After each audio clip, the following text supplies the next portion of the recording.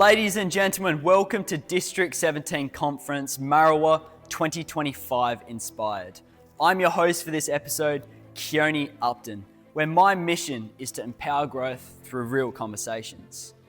I'll be sitting down with some of the best public speakers in Perth, Western Australia, and I'm joined by the 2022 World Championship speaker. I'll be sitting down interviewing them individually on what characteristics make an amazing speech. Welcome to District 17 Annual Conference 2025. My name is Diana Go, and together with Keonie Upton, we're bringing the best in public speaking to you. At Toastmasters, we train people on communication and leadership skills.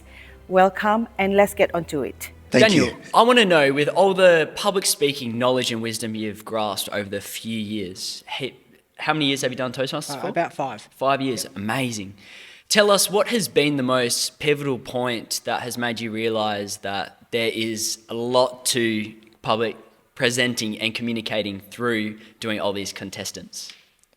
Yeah, I mean, the steepest learning curve is when you start competing. So It's a big jump from going from a local club in front of maybe 10 or 15, 20 people to some of the larger stages where you have 200-300 isn't out of the ordinary. It really encourages you to lift your game and step out of your comfort zone a bit more. 100%, that's awesome, man. What skills did you need to develop which you may have lacked before doing all these contests?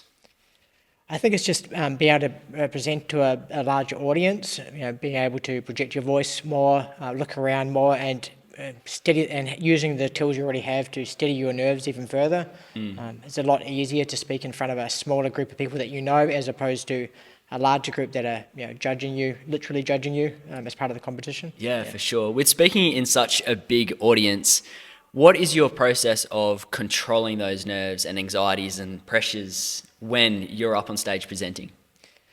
Practice helps. If you know your material, that's great.